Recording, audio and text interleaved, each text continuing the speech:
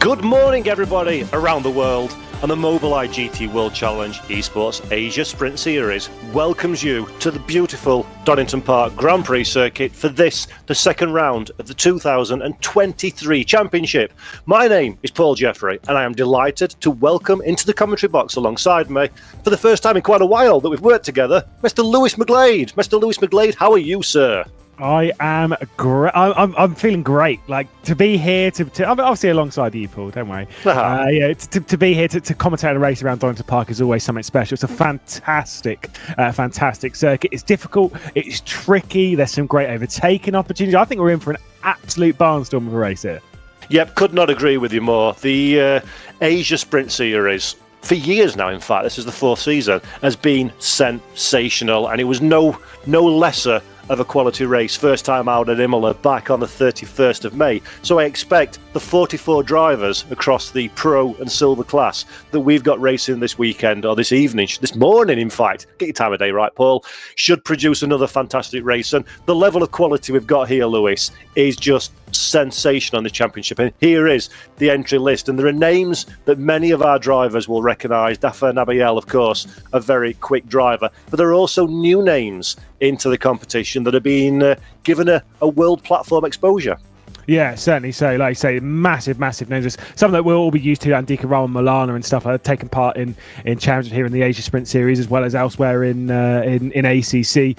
But you've got people like Ferris Stanley, of course, Dillan Tan, who's coming into full strength with that victory at the opening round of the championship.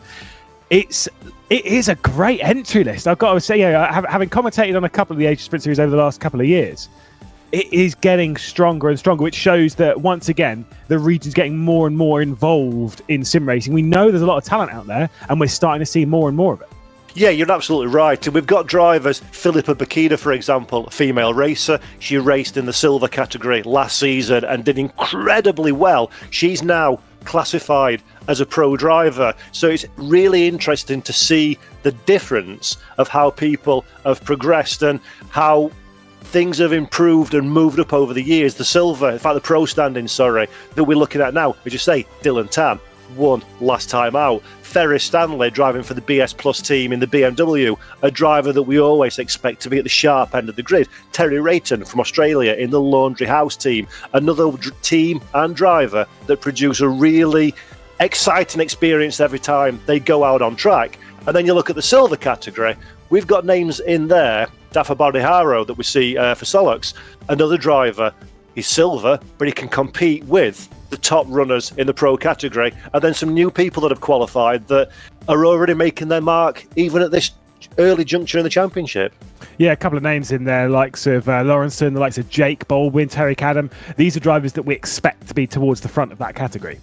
Yep, so let's have a look at the grid then. Ferris Stanley is your man on pole position. Alongside him is Philippa Bakida, BMW 1 and 2.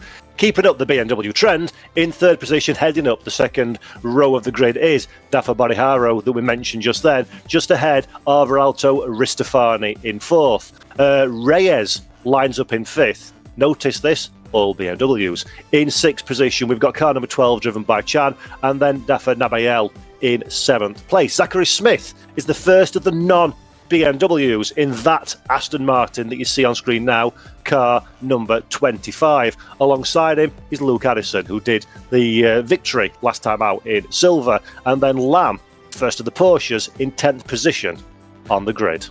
Yeah, then we get to Kuisheng Huang, who was able to improve late on in the session up to 11th overall. Then we get Hasnam alongside. Before we get to this, a very dramatic row here. Sota Muto alongside Dillan Tan. That is a massive bit of drama for them. You can see them there. Dillan Tan on the right-hand side, championship leader. Then we get Tariq Adam, who's a driver I'd expect to see a little bit more out of. 0 points onto the scorecard at the moment. Then Chris Tsang. Then we get Gallo in 17th position, Gong, who will line up in 18th, and in the final row inside that all-important top 20 is Fadli Rakhmat and Pinata alongside in that Aston Martin. Another interesting car to note here is the McLaren 720S Evo, only the second time in SRO competition we've seen that one, and that is headed by Nazik Aslam in 21st, just ahead of Ryan Houlihan. Interesting to see Ryan in the McLaren. Yatlan Loh lines up in 23rd position, 390. One of those BMWs, expect him to move forward. Just ahead of him is one of the three Aslans, is Nakib Aslam in 24th position. Ahead of him is Kin Long Lee in 25th. A Mercedes number 889, former champion of the Asia Series, Andika Ramamalana, a disappointed 26 on the grid. Just ahead of Sean Madison with 28th position, Moreno Pratima in the Honda. Another Honda is 29th, and that is Moreno Pratima, Yugo Osaki in 28th. In 30th is Mitch Hobbs in the Ferrari. Yeah, then we've got Mohamed Kathubi. Then we've got Chris Cooley in one of the worst liveries I think I've ever seen, and I love it. Morella, then Britt, then Lawrenson there in the 666 car on the left-hand side. Bit of dirty car, needs a bit of a clean. Needs to go to the laundry house. Then we've got Kuang, then Morena, then Jake Baldwin in 38th, Yuki Shirakawa in 39th position, and Terry Rayton rounding out the top 40. And then in 41st position, we're back to the Mercedes Armada, headed by Ethan Cole in position 41. 42nd place is Nigel Chua in the number 22 machine that you're seeing on your screen now. On the back row of the grid is Quentin Young in 44th. And in 43rd position, we have got Eben Hauser in the number 5 machine. And then in the last car on the grid there is number 17. That doesn't appear on my timing screen, so who is that? That is Nakib Aslan. I think that's a bit of a mistake there on the grid. Certainly so. Well, I mean, I will just say, no, I just saw someone asking about this as well as to what the pole time was. Ferris Stanley put in a 25.032 to grab that pole position. It was about 38 thousandths of a second faster than Philippa Bakita to make it a BMW M Team BS competition 1-2 on the grid. I think it's just this shows the pro to silver kind of category that we've got here. This goes across all of like the SRO Esports stuff. To say that there is silver 3rd through 5th, I think we've got an even split of silvers inside the top 10 as we do with pro drivers. I mean, that shows the quality of not just the pro category, but the silver category as well. Absolutely. We say this all the time in SRO Esports. They've got the designation of pro and silver. That is not a reflection on the quality of the drivers. The pros are obviously works drivers that are signed up for teams. The silver drivers are works drivers in waiting. And often we see a silver driver fighting for the top step of the podium. So just because you're classified silver and you score points for your own silver category, that does not mean you're any lesser of a driver than the pros. So it's kind of irrelevant almost for the overall race result, because I thoroughly expect to see those silvers up there at the sharp end. Yeah, absolutely. Like, they're going to get themselves involved. That said, I think Philippa Bakita is probably going to do a little bit of work to potentially assist Ferris Stanley here. Obviously, she's going to be out for her own race. They're both trying to win there.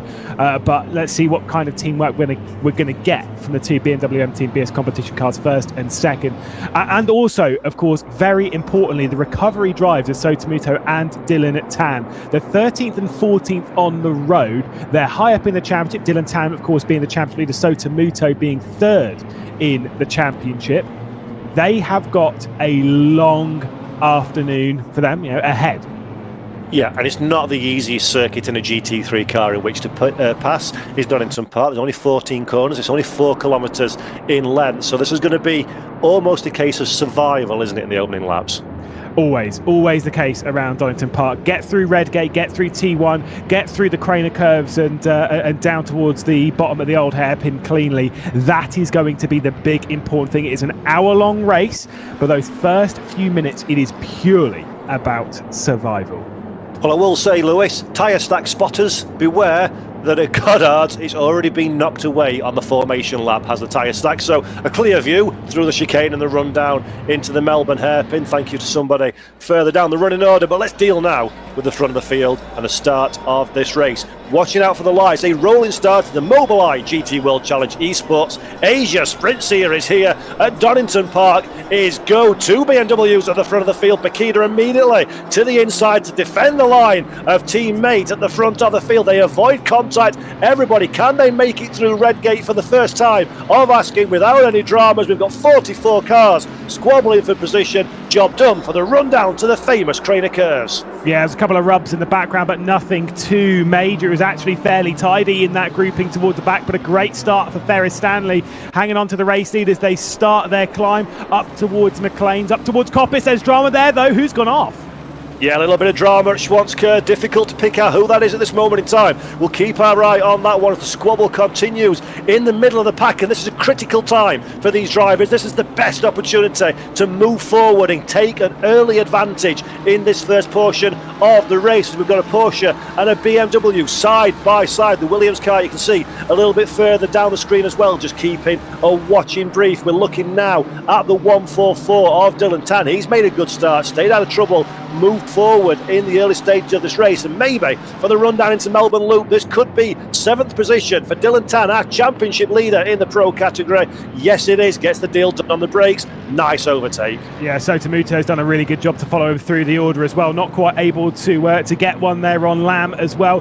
Did see a move in the background. Tariq Adam getting past Chris Sang, so an extra position there, but that one more overall rather than in the silver category. Just trying to work his way forward as they complete the first lap. It's Reyes setting the fastest first lap. The top two not separated by very much, but of course they are teammates in this race. Yeah, they're going to be working together. I think it's fair to say, as you mentioned earlier in the show, at the early stage of this race, get a bit of a gap to this man, Dafa Bodiharo, that we're seeing in 3rd position. Bodiharo, of course, is also one of those drivers that we expect to be at the sharp end come the checkered flag, especially with what seems like an advantage for the BMW cars that we've got here at the Donington Park Grand Prix circuit. But Russell Reyes fancies his chances of getting past, as we see Bodiharo picture in picture there, concentrating on the task in hand. And Donington's one of those tracks, Lewis, isn't it, where you've got to be pinpoint precise. If you leave a gap or you run a little bit wide, you're going to lose the momentum and make yourself very vulnerable to an overtake. Yeah, particularly going through McLean's and Coppice, where they've just gone through. They head into the fog at ES, and thankfully it's navigated fairly well by Bodiharo. But like you say, if you make a mistake through there, if you make a mistake through Coppice, you're going to be wide open for a move, particularly down here into the Melbourne hairpin. It's a difficult corner to get an overtake done at, but especially if you run wide, you might leave the door open. Coming down to Goddard's, I've never particularly liked to move into Goddard's because you get down the inside, it's so easy to drive straight on, and that'll take you into the car you're trying to overtake. It's not an ideal move. Redgate for me is where it's at. Yeah, could not agree more. Of course, Redgate's been reprofiled on the gravel trap in the last few years, so it's a bit more of an open corner now and gives drivers a little bit more confidence to make that move. And Bodiharo's not very keen on catching the inside curb. He seems the car's washing wide a little bit in this early stage. That's compromising him on corner exit, and that is giving Reyes more and more opportunity, more and more inspiration to find a way past. It needs to be quick because Ristofani now is starting to buy into this one. We've got a 3-way scrap for the bottom step of the podium.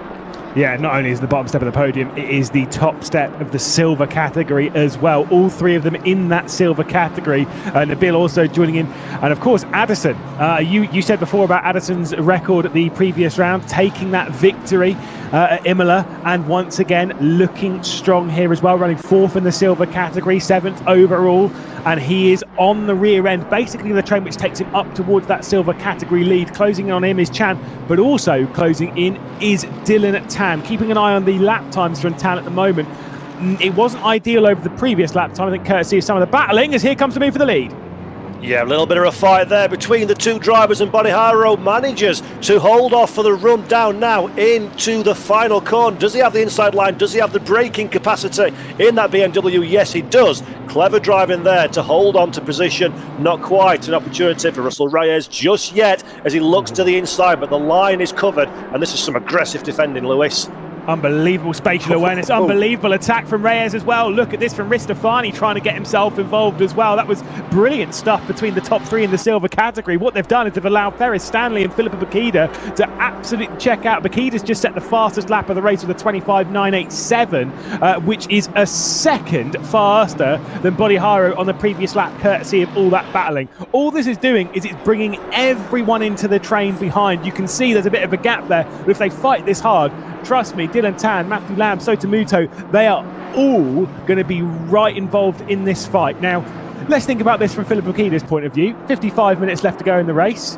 Is this going to be a boring race where you just sort of sat there letting things happen, or are you going to go for the race lead?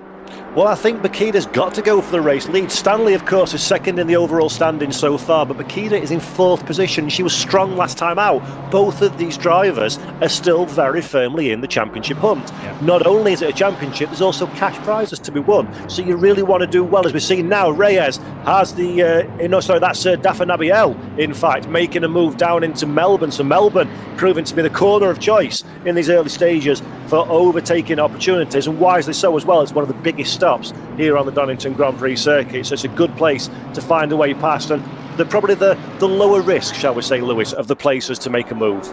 Yeah, I mean, to be fair, around here, just because of how the corner profiles, every corner, there is quite a lot of risk from making a move down the inside. You've got to weigh up which ones are the lower ones. Redgate's not particularly high, so it's a good one. McLean's and Coppice at the top end of the circuit, basically the furthest away from where we are now, we're looking towards them. They're okay, but not ideal. The old hairpin, I mean, in GT3 cars, for me, these cars are way too fast to try anything into the old hairpin unless you've got a good run off of Redgate. The back end of the circuit, I mean, the Melbourne hairpin, that's the only one. Moving into the Fogger ES, moving into Goddard's, they're not great ideas. But I guarantee we will see someone trying it at some point throughout this race, because you've kind of got to. Also, remember, they've got a pit stop to deal with during this race, and that might throw you out of sequence. It is not a long lap, which means that by the time the likes of Ferris Stanley, if they come into the pit lanes early, they're most likely going to get involved in traffic around it.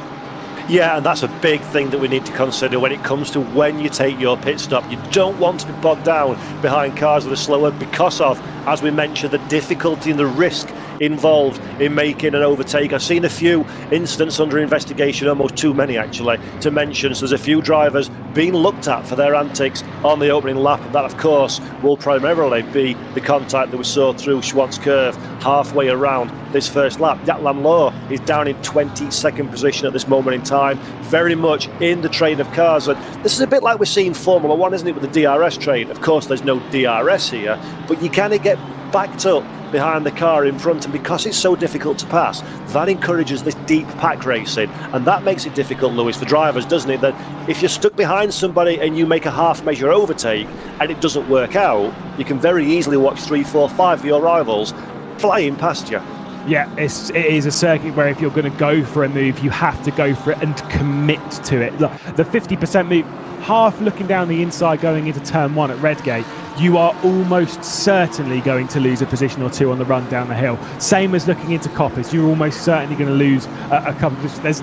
You can't have a half-hearted move. You've got to just go for it and hope, which around here is probably not. It's hard to do, because let's be honest, if you're hoping, generally there's probably going to be some form of contact. But you've got to be brave around here. If you want to work your way up the order, there are overtaking opportunities, but you've got to be brave and you've got to take those opportunities when they're there. At the moment, yellow flag comes out. I think that'll be in sector 2. I don't think it's anything too major. Yeah, it's been relatively clean up to this point, and let's take another look at the start of this race. Ferris Stanley and Philippa Bakida at the front of the field. Bakida immediately goes to the inside to cover and defend the line of her teammate. They want to get through that first corner in a 1-2 formation, so that's good teamwork, good interplay from both drivers at the front of the field. And as we said during the live, relatively clean through the opening stages. We see a little look up the inside here, light contact, nothing really too dramatic further down the pike, but this is where it all goes wrong. The McLaren gets a tank slapper, goes to visit the wall. We've seen that many a times in real and virtual. Then further dramas ensued in the middle of the pack, and that's the end result of 44 cars on a very small circuit, very evenly matched, just squabbling for position, and somebody has to lose out, isn't it? Yeah, I think that was the likes of Mitch Hobbs all getting involved in there. It all just, like you say, all of these cars battling, particularly going through the old hairpin. You've got to remember that those cars towards the rear, they're probably going 20 to, say around about 20 kilometres an hour slower, maybe even close to 30 kilometres an hour slower than what they normally would, just courtesy of the concertina effect of everyone slowing down ahead of them. The likelihood of tripping up over someone is incredibly high at that point, especially when you're 2 and coming into 3 wide off the corner up towards the Schwartz Curve. It's asking for trouble. Did get a penalty there. The number 12 has got a penalty. That is Kobe Chan getting a 10-second time penalty for some issues on the first lap. I believe that was for contact between themselves and the number 25. I don't remember who's driving the 25 at the moment. That would be Zachary Smith in the Alpha Venturi Racing Aston Martin. So Kobe Chan will be serving that one during his mandatory stop, no doubt. Of course, if you get a penalty before the mandatory stop window, it gets added to your pit stop time. If it comes afterwards, it'll get added to the overall race result. So we'll keep our eye on that one. Chan is the only driver that's received a sanction from our live stewards. And while we're talking about said live stewards, big shout out to everybody involved in bringing this race event and broadcast together, from the broadcast team that do a wonderful job to bring you these pictures, to the live stewards that keep their eye and make sure that everybody is behaving themselves and adhering to the strict rules and regulations that we have here in SRO Esports, as our two race leaders now pass the first of the lapped traffic on track. And that is, of course, I think it's Mohamed Kathubi. That is Katuba. So Mitch Hobbs, we've not seen him on screen yet. Is he still running, or is he in pit? No, he's still running, albeit a little bit slower at the back of the field. And I think about 3 laps down as well. So it's obviously not been a great start, but that would be courtesy of a lot of the damage from the early stages. Yeah, I can't believe you were trying to give Steve and Mike some credit there. Obviously bringing us the pictures for the broadcast. Throw them straight under the bus. It's fine. You need to work on your throwing the broadcast director under the bus a little bit more. That's my area of expertise, to be honest. It's all good fun, isn't it? It's all good fun. And somebody, by the way, in chat is pointing out that it was not a McLaren, it was a Ferrari that was in the wall. I blame Ferrari for making a car that, with the right paint scheme, looks just like a McLaren. So, do you like it or not? Oh,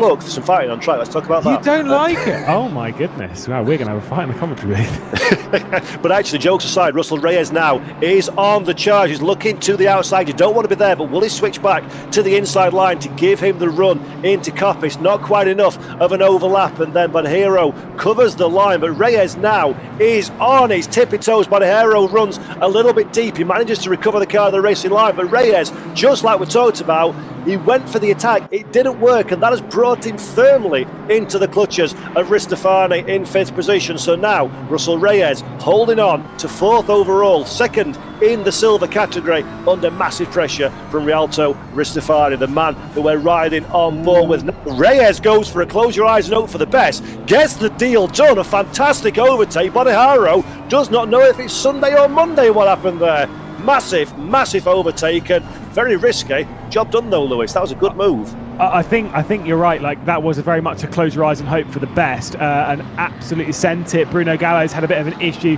coming down into that hairpin where we're seeing, so maybe they've been sent off as well. But that was, I've got to say, it was a bold move. It was risky, but now things are starting to turn up to 11. Got some big dives coming up in the foreground. I think that might have been Fadley Rackmat trying to make some moves down the inside, but this will be Reyes trying to pull away from Boniharo straight away. Get the move done and pull away. Yeah. Eliminate the danger immediately. I mean, I think the move was on the line. For me, coming from a touring car background, I think it's just about on the line to the point where I'm like, racing, whatever. It was a little dicey though. Yes, he got away with it. I think there was a little bit of a case of, I see the car down the inside, so I'm going to give you a little bit more racing room than I would ideally want to do for Banhero. So good awareness from the number 34 driver. But the deal is now, Russell Reyes is your new leader in the silver category, 3rd position overall in this race as well. And as you say, Lewis, now's the time to sprint a little bit, give himself a bit of breathing space, and let Banhero have a conversation and a fight with Ristofani behind. So this is a good opportunity. Nakib Aslam that we're looking at in 27th position. That's not where we're accustomed to seeing Nakib usually in these kind of competitions. The McLaren not working so well so far here at the Donington Park Grand Prix circuit, and that's not going to help as well. Somebody in the background coming to put his clothes away for him. Bless his cotton socks. That was a big send as well. Whilst that was all going on, a big send down the inside, trying to make one stick on Pratimer. It might well come out for the Axel Sports driver. Coming down to Gollards, they're still side by side. Pratimer's going to go out wide, come back onto the line. Bruno Gallo on his recovery drive behind all of this. By the way, let's update on a couple of penalties, because obviously we did see the one a little earlier on. There has been a penalty for Kinlong Lee. That was for contact between themselves and Sean Madison.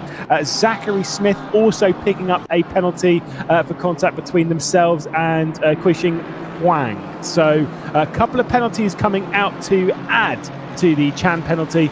But I think it's 25 seconds of total penalties at the moment that Race Control have dished out, which, to be fair, yeah, I mean, I'd take that. Yeah, on a tight and twisty circuit with so many cars, such as the Donington Park Grand Prix circuit and the Asia Sprint Series, I don't think that's a bad opening portion of this race. And anybody new, by the way, that's watching SRO Esports for the first time on YouTube, massive welcome to you. It's great to have you along with us. Any questions that you have for Lewis or I, or anything you want to know about the world of SRO Esports, pop it in the YouTube chat and we will try our very best to get to that one during lulls in activity, should there ever be one, in this what so far has been a fantastic race. And please do drop us a note as well, looking at Kobe Chan now in 9th position, but remember, he's got a 10-second penalty that he'll need to serve in 8th position even as this race unfolds. And the pit window, Lewis, will be opening very soon indeed, and that's going to be fascinating to see who jumps first and serves their mandatory stop. Yeah, be in that middle portion of the race. I'm not going to lie, Paul, I would not want to be in that first string of drivers into the pit lane. It's not a particularly high tyre wear circuit. It's nothing crazy going down onto the circuit. So the tyre wise, you'll be fine throughout the race. Obviously, they've only got to put in 1 litre of fuel, and I think it's changed. Is it changed 2 tyres or changed all 4? Or changed none? I think the rules, which is new for this week, new for this season, sorry, which is interesting. The pit window is 20 minutes before after the start of the race, 20 minutes before the close of the race, and they must change tyres. So it used to be 1 litre of fuel, right, but now we need new boots. So that adds a new skill set of how fast can you get up to speed on relatively cold rubber. Yeah, I mean, like I say, because it's not super high tyre wear around here, I think you can live for that extra, live to the end or towards the end of the pit window. And around here, that's probably where I'd want to lean towards, purely based on the fact of if you come into the pit lane early, especially if you're at the front, I guarantee you will be in some very thick traffic. Although, to be fair, actually, you probably lose. How much do you lose in the pit lane? You can change your tyres, you probably lose just about actually bang on 1 lap.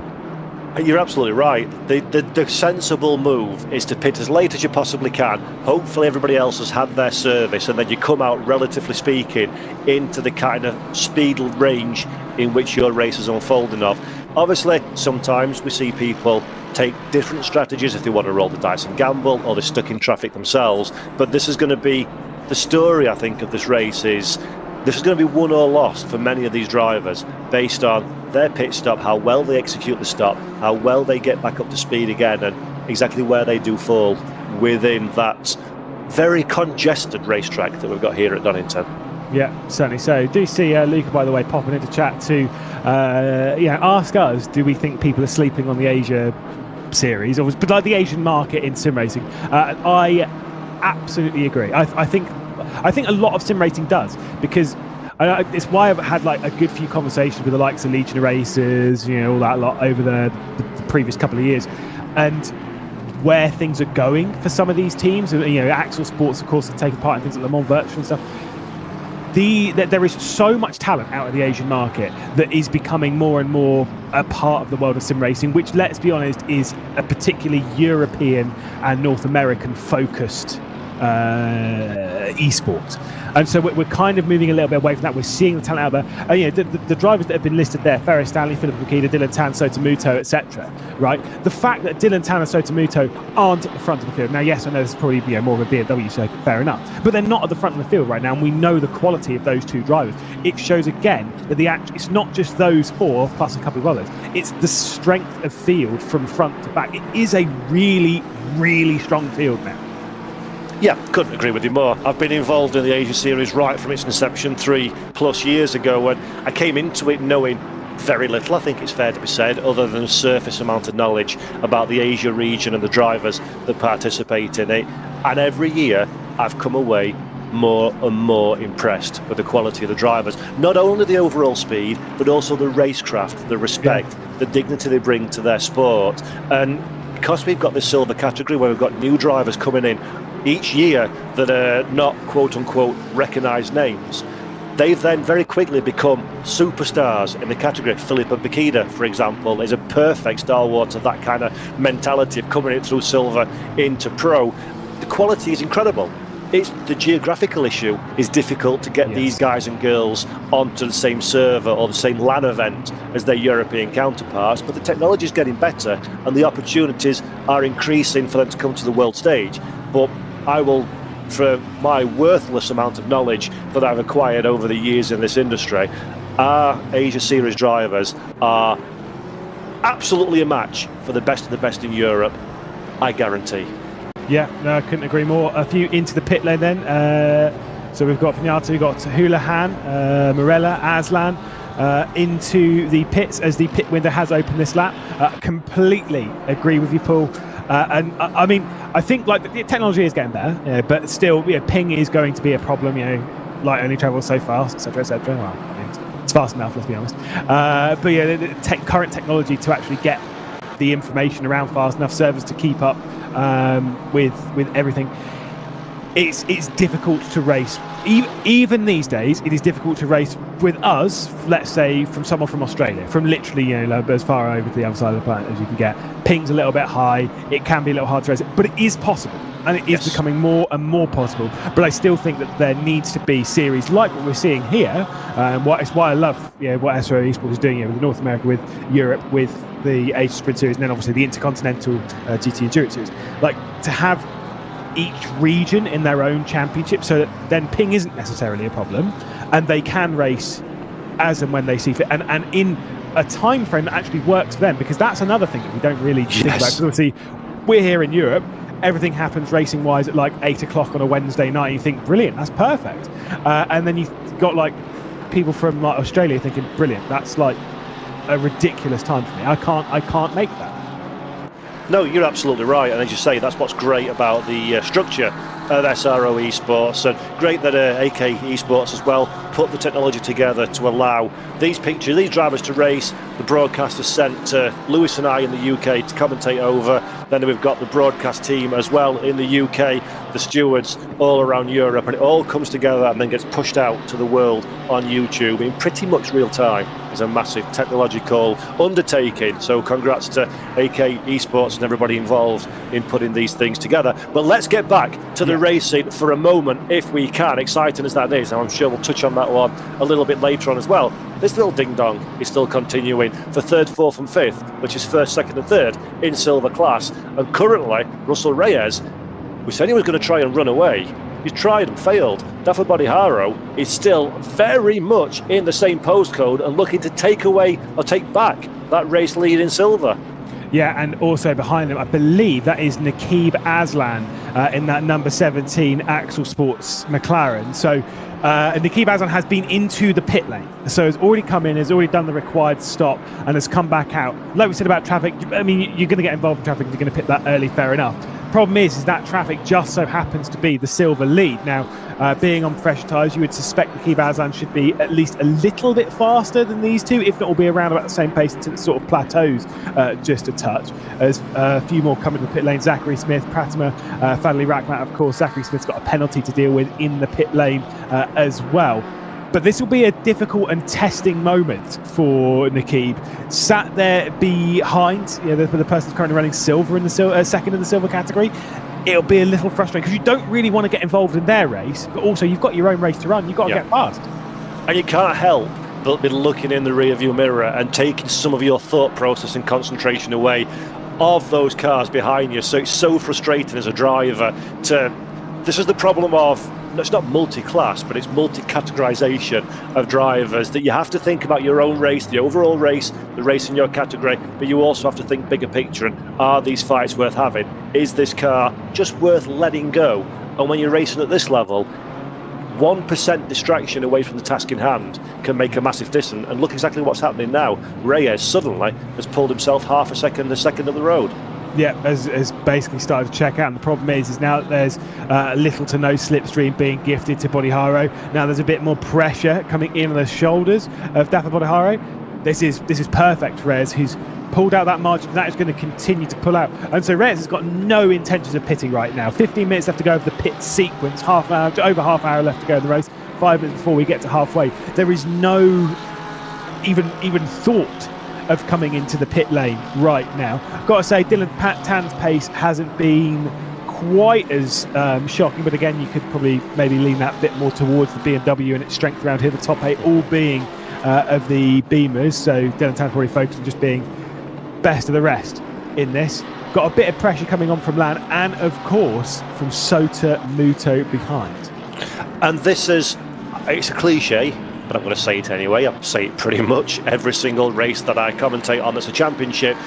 Championships are won on your worst racers, not your best. Yep. And Dillan Tan is doing a very, very professional job in 9th position. As you say, he's a little bit limited for pace, it seems, compared to some of the other marks that are racing in this one. But he's doing the job. He's got the advantage in the opening laps. He's holding on to that position and salvaging what you can, as much as you can from this race, is the aim of the game for Dillan Tan. And if that means you've got to be the best of the rest behind the BMWs, then so be it. What's impressing me for Dillan Tan is he's not doing what is very easy for lesser drivers to do and thinking, right, I'm into 9th, there's a load of BMWs, I'm suddenly going to find a second lap that I've never found up to this point and try and catch them and then throw it at the scenery. Yep. He knows where he stands and he's performing within the realistic window that he can do, and that's good driving from Dillan Tan, soaking up that pressure from Matthew Lam and Sota Muto behind. Like I say, absolutely the level of maturity. I mean, Dillan Tan's a young kid in the world of sim racing. Keep your eye on Dillan Tan, by the way. Just watch the name, because over the next sort of 5 years, I guarantee you'll see Dillan Tan right at the front of the sim racing world. And like I said, the maturity at the moment, you're absolutely right, to not get to that position and then overdrive is very impressive. Because it's so easy to do, to get to that position, and then, like you say, you're absolutely right, try and then overdrive the car. I mean, let's say, for example, you've been in practice and you've been doing, at this point in the stint, you know you're aiming for sort of like mid to low 26s, and suddenly you're like, no, I've got to get a 25 onto the board. No one else on the circuit is doing 25s right now. But yet still, you kind of, sometimes you feel that need to. You've got to try and push it to that absolute limit. What's going to happen when you try and do that? You're asking far too much of the car. They're already asking the absolute limit of these cars right now. No one's driving at 90%. They're all driving 99, 100% right now, absolutely on that limit. If you ask any more than that, you might have 1 or 2 good laps in there. And then the next one, you will be in a barrier fast, and you can say, whoops, there goes the championship. As into the pit lane, Luke Addison comes. So race winner back in Imola in the silver category is into the pit lane. The first of those higher ups in the silver category. But if there might be a little bit of an undercut on the cards, I'm not so sure. Yeah, that's interesting. It's going to be interesting to see if Luke's immediate rivals recognise the fact that Addison's gone down pit lane and somebody reacts next time around. We've seen it in the European Sprint Series, granted on a much larger and wider circuit than Donington Park, that the favoured time to come down pit lane was pretty much bang on halfway through that pit window, which in 1 minute 50 seconds, so the next lap, 2 laps, we're quickly approaching. Will that be repeated here at Donington? I'm not entirely convinced that's the right call, but then again, that's why I'm in the box and not behind the wheel of the car, because I don't know these things as well as the teams and drivers. Because don't forget, Lewis, and for everybody at home, this is not just the guys or girls sat in their rig racing solo. They're going to have people around them on Discord or other audio voice devices working out where the gaps are in the traffic, working out where the optimal time to make the stop and advising them. This is not a solo event for these drivers at all, is it? They have a support network around them. No, very, very rarely is it. So I mean, like even if you're just on with your teammates, so Sota Muto comes into the pit lane, even if you're just on with teammates or friends or whatever, or friends, yeah, some racing friends. If you'll generally have a race engineer of some description, like you say, running some numbers behind you, which, to be fair, I will say, I'm sure there are a few people on the grid that will kind of agree. I couldn't stand that. I absolutely hate having someone in my ear. Agree. It has to just be me and the car and nothing else. And it's kind of like, at that point, I guarantee most drivers already have a rough plan in their head. They already know if they're going either to, like before the race started, they would already know if they were pitting early in that pit window sequence, or pitting in the middle, or if they're pitting at the end of that pit window sequence. They already kind of knew that anyway. It's just about kind of roughly adapting through the race. Yeah, a plan A, a plan B, a plan C, and a plan, oh no, everything's gone belly up, so let's just see what happens. That's Alt F4. Yeah, and I'm exactly the same. I don't like anybody in my ear, but again, I drive at a much lower level than the guys and girls that we see on track here.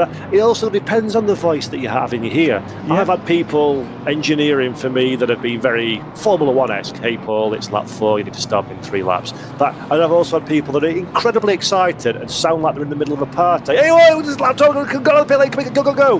And that really puts me off my stride, as we see Ristofani now in 5th position, come for his stop exactly on that halfway mark. Just like we said, Ferry Stanley, exactly on that halfway mark, comes down pit lane. So this is going to be interesting, and this is one, again, anybody at home that's new to this world, you see the orange 1 next to their name, that means the stop is still to be served. When that turns green, look at Luke Addison down in 22nd, that means they've done their stop. Reyes has just been given a 5-second time penalty from race control. That is race lead in the silver category. That, I'm going to assume, was probably because of quite the aggressive move on Bodiharo, and that is exactly what you can see there. Instant between car 34, being Bodiharo, and then being the 311, which is Reyes. 5-second time penalty for aggressive driving with 2 Reyes. So I'm going to assume that move, race control thought it was over the line, so 5-second time penalty you have to deal with in the pit lane. That is at the moment going to cost him the race lead in the silver category, but that doesn't remove him from the possibility of coming back late on in the race. No, not at all. Fortunately for Reyes, he's still got that mandatory stop to serve, so he'll serve it during the stop, so he'll know where he stands properly when everybody serves their pit stop. And Filippo Bacchida is our race leader at the moment, courtesy of Ferry Stanley making his stop. But look at the traffic that Bacchida finds herself in. So this is the balancing act that you make. You make the stop and come out in traffic, or you're in lap traffic on the racetrack. And let's see now as Bacchida and Reyes, so our 2 respective race leaders of Pro and Silver, stop together as everybody pretty much at the front of the field jumps down pit road. Where will Bacchida come out relative to the former race leader Ferry Stanley and teammate in car 89? Yeah, I think Kobe Chan's like one of the only ones that's staying out at the moment, remaining out on the race. Because like I say, we're at that point where it's like too many people have pitted, so too many people are on better tyres than what you're on. Yes. And so you're asking for trouble from all of that. You can see Ferry Stanley with a bit of traffic from Lou Moreno at the moment, and will probably not be able to navigate coming down to Goddard, hoping that Mercedes comes into pit lane and holds left. Certainly does. So Moreno into the pit lane. Let's see what the gap is across the line as Filippo Bacchida is released. Might well just be the race lead being held by Ferry Stanley. Yeah, that was not quite as close as Filippo Bacchida would like. Ferry Stanley has taken some advantage from that earlier pit stop, so the traffic fell nicely for Ferry Stanley. Bacchida, of course, as well, has to get back up to speed on those new boots. A little smile from Ferris that you see there, wry smile as he runs down into the old airpin. That he knows is a very important move for himself, for the team and for the championship. And if Bacchida wants to get back on terms for the race lead, she's got to make up a substantial gap on the racetrack and an overtake. So Ferry Stanley is the man in control now. He's the leader, of course, as well, overall, of those that have already made their pit stop. So it's looking good for Ferry Stanley and Filippo Bacchida, who will shuffle back up to 1-2 when everybody's made their stops. Yeah, that was, like I say, good execution of the pit lane. I think the gaps, it's kind of around where it was. I think it might have come down a little bit actually to Filippo Bacchida, because I'm pretty sure it was out to just over 2 seconds pre-pit stop. So that is what it is. But realistically speaking, at the moment, that won't matter too much. It's still around that 2-second margin. It's still in a good position. As let's see what's going to happen then. Who's going to be coming into the pit lane at the moment? I think, based on where everyone is Ristofani.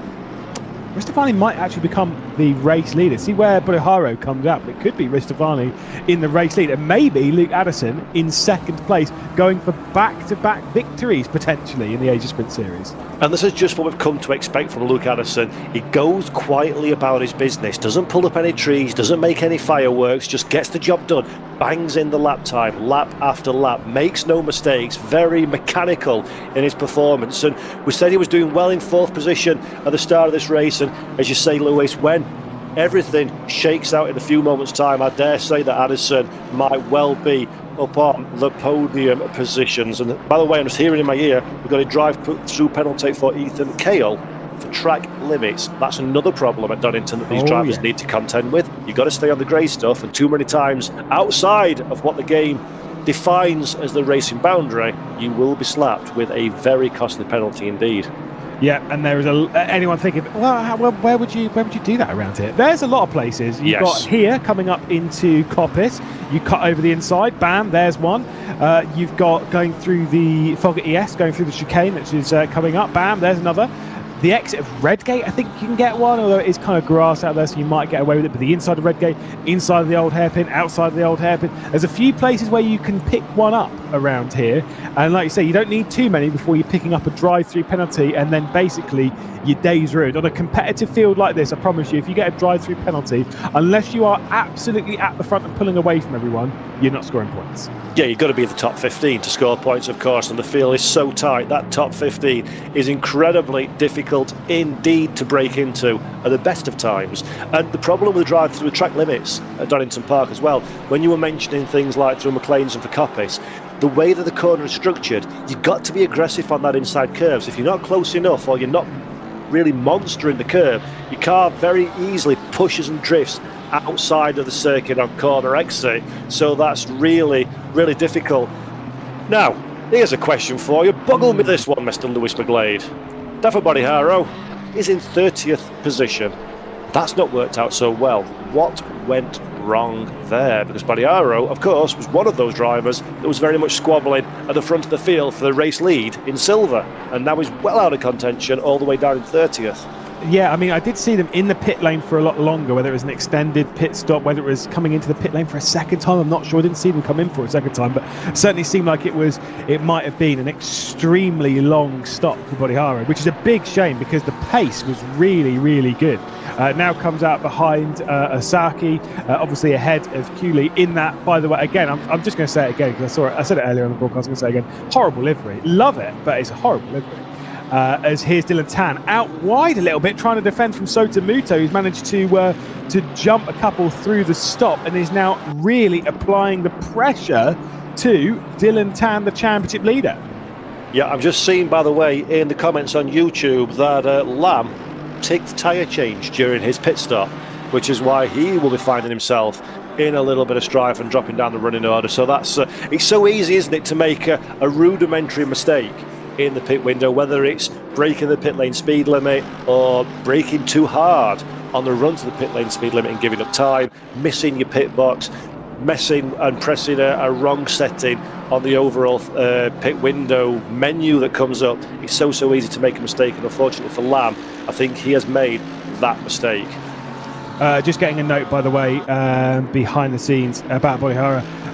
From Michael Hamlet, he did pit twice. Reason is currently unknown, but there is the suspicion that potentially did not perform the tyre change on the first stop. So did not do what is required in that first stop, at which point you're still going to have that, the orange box, the number one in it. You're still going to have to come to pit lane because you've not done your mandatory requirement in the pit lane. And so that might be why. So it could just be a costly mistake. Infuriated as a driver for that to happen. Meanwhile, let's take a look at Dillan Tan running in 8th position. As you say, Sotomuto has now cleared the pesky interloper for this fight. So now the two Mercedes are very much as one in 8th and 9th position. Chris Sang is the BMW that loses out in that little squabble, drops down to 10th overall. And this is the first time for this race at least that we've seen Dillan Tan under some real serious pressure for track position. He's always raced in and around the region of other drivers, but now Sotomuto very much looks like he's got what it takes to get on terms with Dillan Tan. And this is going to be fascinating because both of these drivers are firmly expected to be championship contenders when we round out the season at Kyalami on August the 9th. So this could be big news for the overall championship challenge. Certainly so, and to be fair, as much as, you know, us, we were talking about this actually before when it comes to real world motorsport as well, but it kind of applies to sim racing as well, is the best seat in the house is almost always ours. I love being in the company, we've been able to talk about championships and stuff like this, when you can see that the championship's getting closer and closer. I know we're only 2 rounds into this, but these championships are not particularly long. The fact that it is close, that it's staying close, and that everyone's on close pace with each other is absolutely incredible. So Shirakawa out of the pit lane, by the way, just getting dropped behind Paul Britt. There's a move down the inside from Cooley, and that was certainly not a pretty move from not a pretty car. Yeah, there was nothing cool about that one, and luckily both drivers managed to get the car back on the track without too much time lost.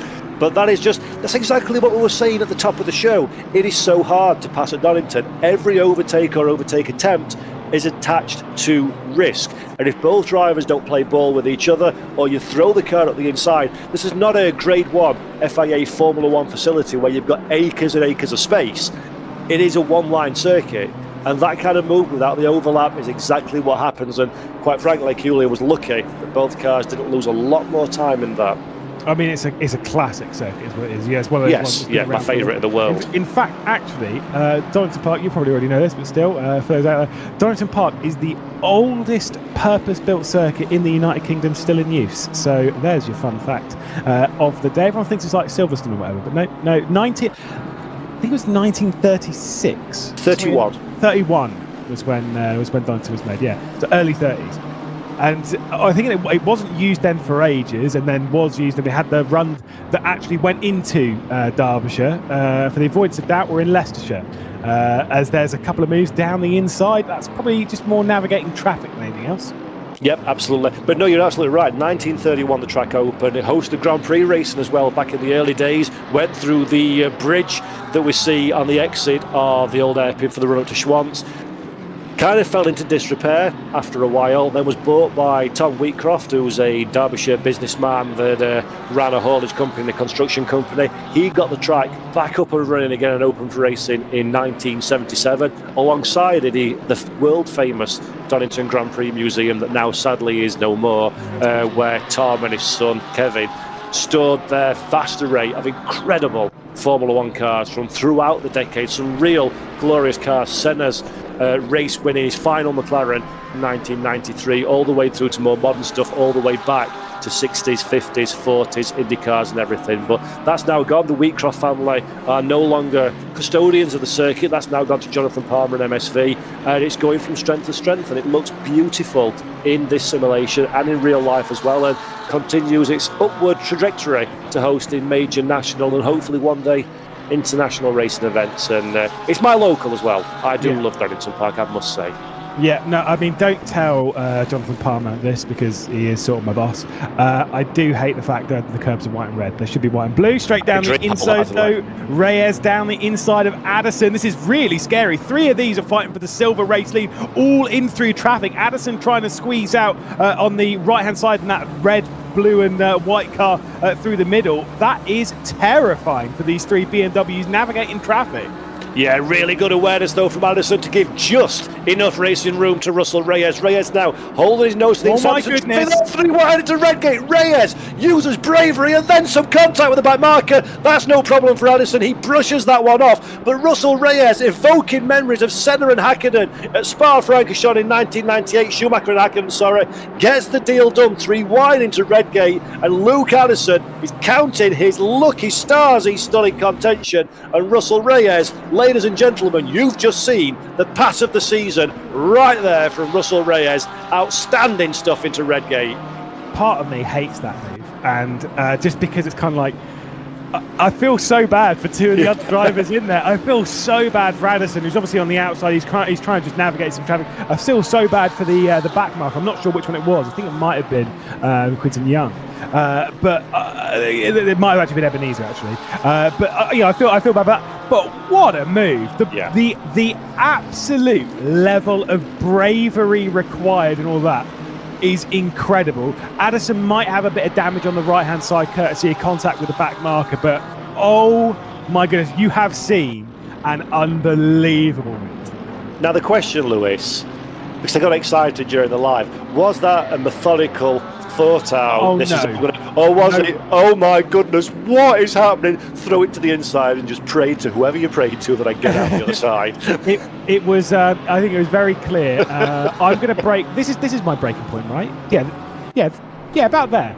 And then everyone's on the brakes way early. But it's just like I've got to say, solid reactions to get it down the inside, to not overdo it and to not go straight on at the corner.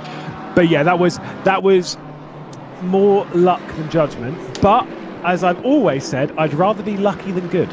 So I could not agree more. I could not agree more. And yes, more luck than judgment, but also outstandingly executed by Russell Reyes. So really impressive stuff there. And now that moves him up into second position in silver. Ristofani is still very much the class leader at this moment in time in the 222 machine. But Luke Addison, championship leader, you've just had that close call and a little bit of contact. How hungry are you to get back in that fight over this next 15?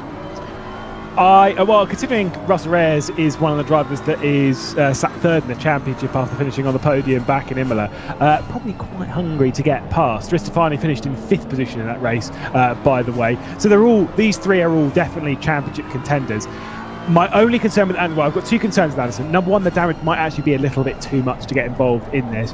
And number two, I'd almost be sat there being like, let's let these two fight and then see what happens. Don't try and overstep trying to get involved. Again, 3rd position is still great for the points, and you've got to kind of focus on that a little bit. If you're going after a championship, I mean, 3rd place is a lot better than finishing in a gravel trap with 0 points.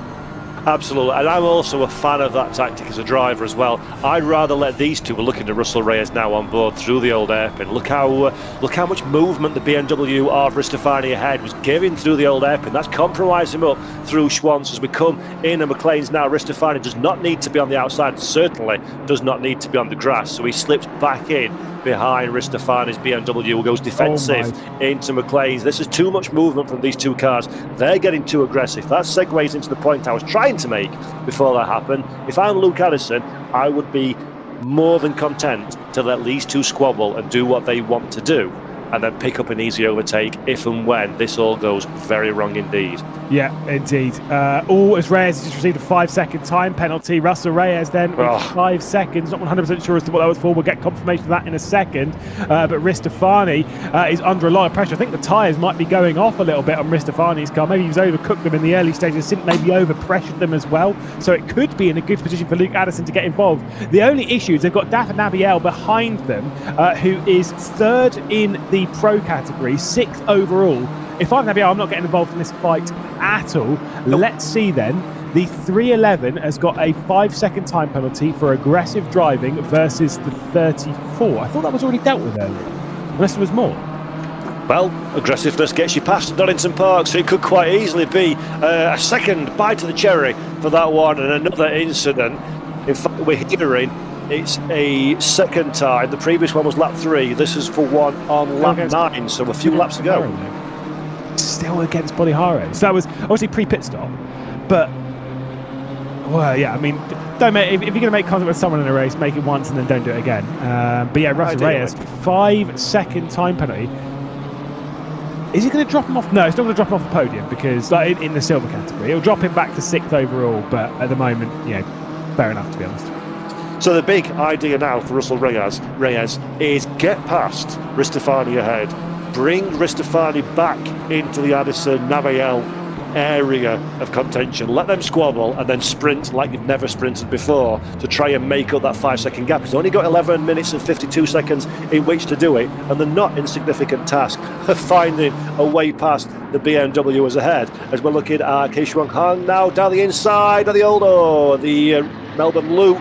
Little bit late, little bit short, and contact is the outcome. So that's a position gained, but in a little bit of a touring car style for our GT tastes here in the SRO Esports world. So Huang now maybe needs to think about giving that one back, should he not get a bit of a slapped wrist from our stewards. That was a big old send, but like I say, there's been a couple of, I've got to say, Reyes does look as though he's in the vein of sending a big one down the inside of Ristofani coming down from Melbourne Loops. We're getting quite a few of those. For the race lead in the pro category, nothing's going to be changing. Ferris Stanley and Philippa Bakida, the pair of them, I don't believe the commentator's cursed, so let's just get that one straight out there. Those two are far too good to make mistakes, and so realistically speaking, I don't suspect... And lapping identical times as well, Lewis, pretty much, give or take a few thousandths. Nothing's going to happen between those two. I don't see it, unless they get some unbelievable bad luck, which again, not a commentator's curse.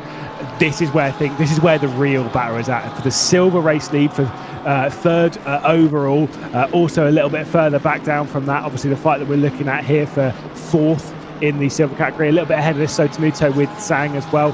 Dillan Tan had a great job to pull away from Sotomuto, by the way, in the earlier stages of this stint. Yeah, absolutely. Tan has now built himself almost a 2-second gap over the very similar AMG Mercedes GT3. So good driving from Dillan Tan, 7th overall. I think if things stay as they are, 10 minutes to go, not entirely guaranteed that will happen, but if things stay as they are, that will be a very satisfying result for Dillan Tan, who's our current championship leader in the pro category, and also a strong result for Sotomuto that helps keep his charge going, currently 3rd in the standings on 25 points versus Tan's 35, so still in contention with 3 rounds of this championship left to go, as Ristofani is soaking up the pressure in 3rd position. He's held on to this position gamely now for the last few laps. Does he have the car underneath him to maintain it? The danger is gone. Is there not 1, not 2, but 3 drivers directly behind that would be very interested in taking that position away? And Ristofani was a little bit aggressive with the curbs on the inside of McLean's there. That is skirting with danger, it has to be said, when it comes to track limit violations. We go through the foggy S's now and again, using all the curves, minimising the amount of steering lock required in the BMW, looking after the car, maximising the lap time, and it's going to be a big ask for Russell Reyes now to find a way past and build the cushion he needs for track position. Yeah, like I say, he's... I don't expect much is going to happen there. But I'm saying, with that drive-through penalty, so track limit probably coming into it a little bit for a couple of these drivers. So Sang getting a drive-through for track limits. Is anyone else close to that in the next 8 and a bit minutes of this race? For Reyes, I think probably got to settle. Probably going to finish 3rd in class.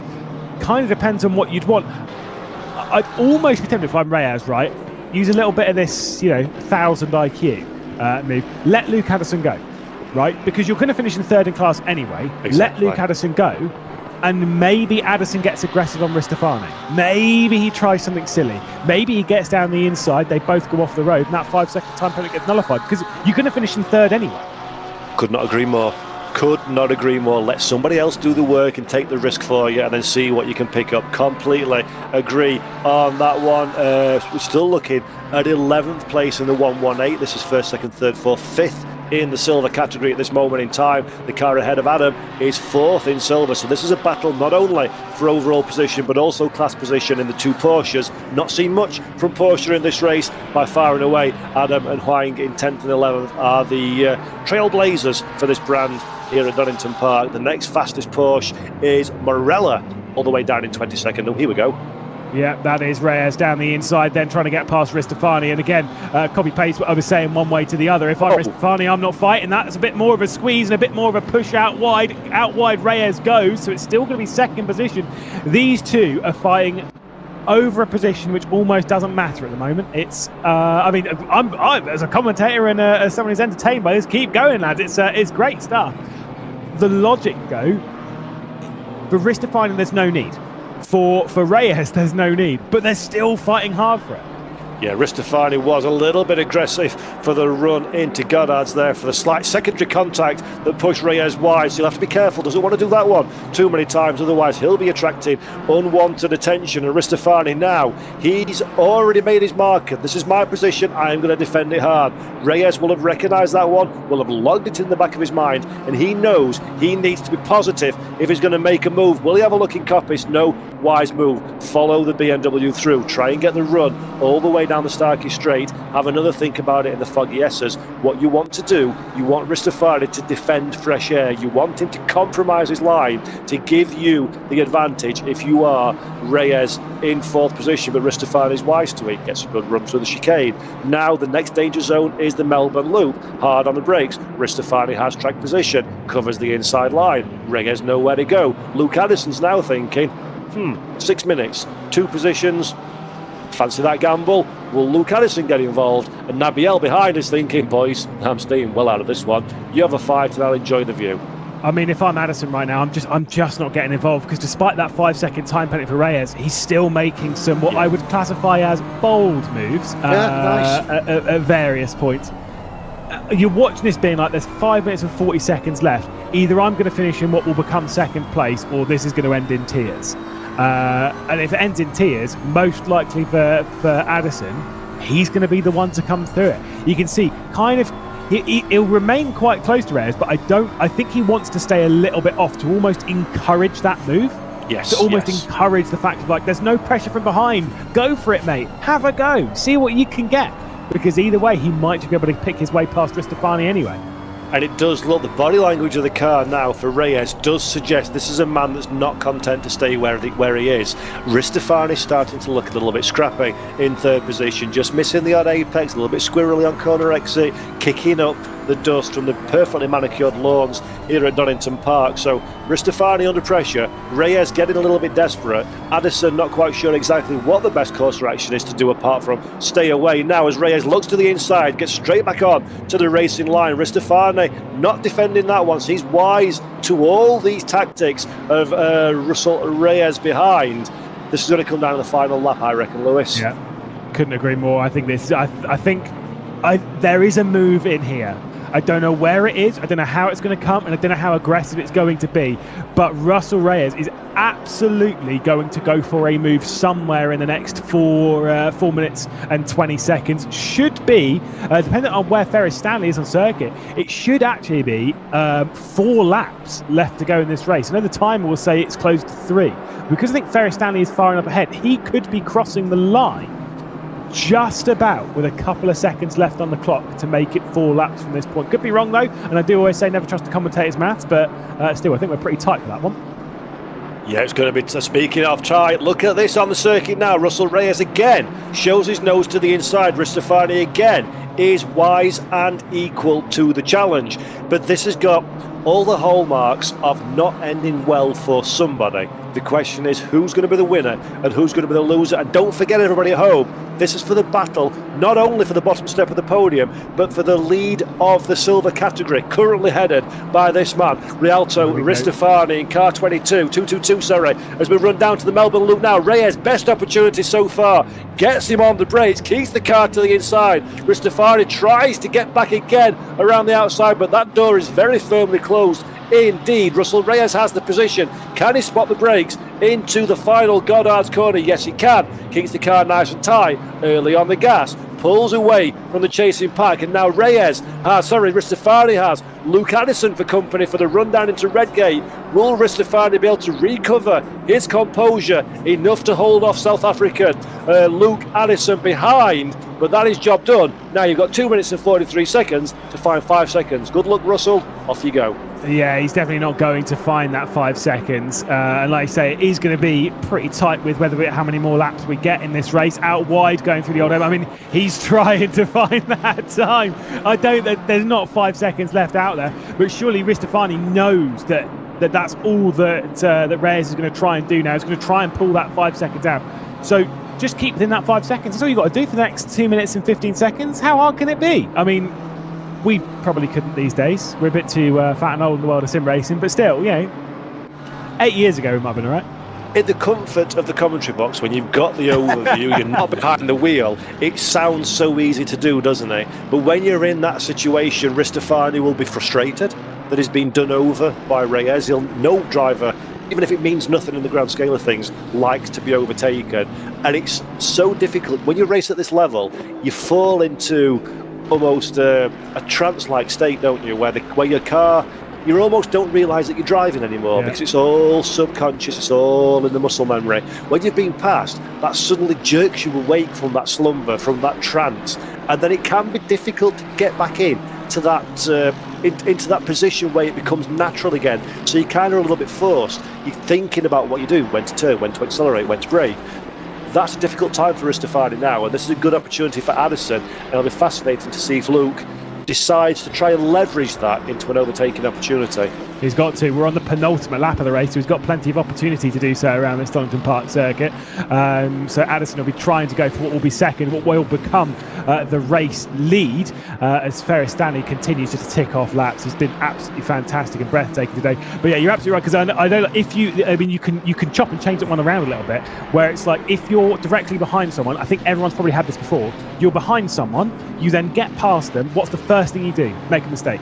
Because you've been in that rhythm doing the laps behind someone, you've just kind of been ticking them off. As soon as you get through, your references are completely different.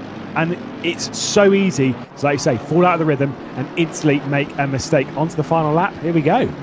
Yep, so you go from being reactive to proactive. But so far for Russell Reyes, he's found 1.3 seconds since he made that move, as Ferry Stanley now breaks the timing beam for the penultimate time. And this is, as you say, the final lap. And the BMW M Team BS competition driver, Ferry Stanley, alongside his teammate Filippo Bacchida, have been absolutely peerless during this race. We've not seen much of them, but I keep watching their lap times. It's consistent, it's fast. No mistakes have made, and this has been a beautiful drive from both of them at the front of the field. I mean, yeah, I know that all those from BMW and TBS competitions are going to be sat back. Florian Harsper, of course, I'm sure, watching this on a lovely Wednesday morning, thinking, I'm proud of my team, and should be. Philippa Bacchida and Ferris Stanley have been class of the field today. And that BMW's been good, but hot damn have they taken advantage of it. Yeah, the car may be good, but you've still got another 7 or 6 BMWs at the front of the field to fend off, and they have done that with aplomb. So, the front of the field, Stanley and Bacchida leading the way to the line. This is your third place man in Pro. Dafa Nabayel, 6 on track, 3 silver cars in front of him. Those silver fights seem to have pretty much come to an end now as we're heading into the final few corners of the race. But Ferris Stanley, massive grin on his face, he's still got one more turn to make before he can call this one a job done. Into Goddard's for the final time. A little bit of a seesaw on the wheel, more for effect. Wave to the camera. Ferris Stanley is the winner of the Mobileye GT World Challenge Asia Esports Championship Round 2 at Donington Park in dominant fashion. He takes the line. Teammate Filippo Bacchida makes it a 1-2 for the BS competition BMW squad, and Russell Reyes crosses the line in first place in silver, but time penalties allowed. It will be Risto Ristofani that takes that overall silver victory from Luke Addison, and Reyes slotted into third. Yeah, again, brilliant drive, brilliant battle, by the way, between Ristofani and Reyes. Let's give that one a bit of a round of applause. I mean, brilliant effort between the pair of those two to put on an awesome show throughout the day. But yeah, you got to say for both of our race winners, both of them were well deserved. But then, particularly in that silver category, I could say about 5 drivers that would have been well deserved of that victory. I loved that silver battle. That was absolutely fantastic for the entirety of the hour. Yep, completely. Dafa Boriharo crosses the line in 24th position on his recovery drive right at the very end. But just as we said at the opening to this show, Lewis, silver and pro are but a classification. It's no reflection on the quality of driving. We saw some overtakes of the year, fabulous performance, great speed, great racecraft and great respect throughout the field. Yeah, and yes, it's what we've come to expect from this championship. Yeah, obviously, you've said before, like the European sprint, the American sprint. We've got a lot of great racing that happens in there, but there is something about the age sprint. I think it's the fact that it is that there are a lot of unknown quantities on the grid, and everyone's out there just trying to prove themselves, trying to make a name for themselves, and it is just enthralling. There is, ego's almost put to one side, and it's just about let's just go racing. Let's just get it out and done on the track. Again, it's always an enjoyable experience. I've loved it. Yeah, I couldn't agree with you more. As I say, I've been involved in the Asia Sprint Series in one way or another pretty much since the very first car hit the track 3 or so years ago, and it's always, and I do suffer from hyperbole a little bit. I do get more excited than is necessary occasionally. But I say this in all seriousness. The racing, without fail, every single time it's been on track, has been sensational, has been clean, has been respectful, and has been exciting. And today is no exception to that rule. And Donington often can be a difficult track. I think it's fair to say, to produce a cracking GT3 race in a 60-minute window. Our drivers have not let us down, and I'm sure everybody at home can agree. That was a rather splendid way to start a Wednesday morning. Yeah, certainly so. Start it for us. Yeah, obviously end it for them Wednesday evenings. But at least an afternoon. I've got to say, obviously, whilst we await our drivers for interviews and stuff, obviously next round is Bathurst. So we go from your favourite circuit to my favourite circuit. I absolutely love Bathurst. That's a challenge in of itself. It's a wildly different circuit. It is a brutal circuit. but ultimately it's a fun one. Yeah, it really is. And that's on the 12th of July here on the GT World YouTube channel. And also don't forget, this weekend we'll be at Spa-Francorchamps for the GT Pro and Sim Racing Pro Championship as well. But all that said and done, we've got a race winner to talk to. Ferris Stanley, congratulations on what was a dominant performance. Yeah, it was very happy about it. We got 1-2 for the BMW BS Plus competition. The quality we can be a bit better, I think, at 10. But as long as we are on the front gate, we just make sure that everything goes smoothly throughout the race, and we have good race. We know that we have good race pace than everyone. I think we're gonna take huge advantage in this round. So pretty happy. Yeah. So talk to me about the start. Did yourself and Philippa have a plan to protect the position off of the line into T1? No, yeah, we kinda like take it easy first because we don't want to like P3 or P4, which is if the driver want to overtake us. So yeah, for my part is a bit aggressive. So but we kinda hold on into it entire lap. So and then we just like start pull away. Then I think later on, like around like lap 4, we're gonna start to better when we start to pull away. Yeah. We didn't see much of you on the broadcast. Such was the domination at the front of the field. But I was keeping an eye on your lap times. Yourself and Philippa, very consistent and very fast. Yeah. How difficult is it to maintain that level of speed at a difficult race on a difficult track and traffic? You know, this is an effort on this team. Like, you know, last year I was still nowhere, but since I joined this team, thanks to like everyone on BS, like including Nils, Arthur, Gregor, and Pipa. Like Pipa was working so hard in this car, try to take a win in this round. So yeah, everything is effort for the team, not every single individual effort for the team. So yeah, that's a good point actually that I'd like to ask you about quickly before we let you go. What is the difference between racing for a team like BS? What advantage does that give you, and how's that helped improve you as a driver? Working together, like working with quick people. Like I actually dreamed this to working with BS Plus. Like, and last year I finally got an opportunity to race with this team and got a good result with this team. So yeah. But now I want to show that I'm belong in BS. I'm belong to the front of grid. So yeah, I want to make sure that the team and everyone else prove that I'm actually capable to win the race. So yeah. Well, you've done a brilliant performance yourself and Philippa at the front of the field, and a great start to the championship season. So congratulations, Ferris. Enjoy the rest of your evening. Go and celebrate, and we'll see you in Bathurst. Yeah, see ya, Butters. See ya. Thank you. Ferris Stanley, of course, is our race winner, and he takes that victory and the points alongside his second place finish last time out at Imola as well, Lewis. So it's been a near perfect start to his campaign. He's just been so just consistent. He has been. He seemed like a bit of a different driver since he joined BMW Team BS competition, but still, he's looking strong.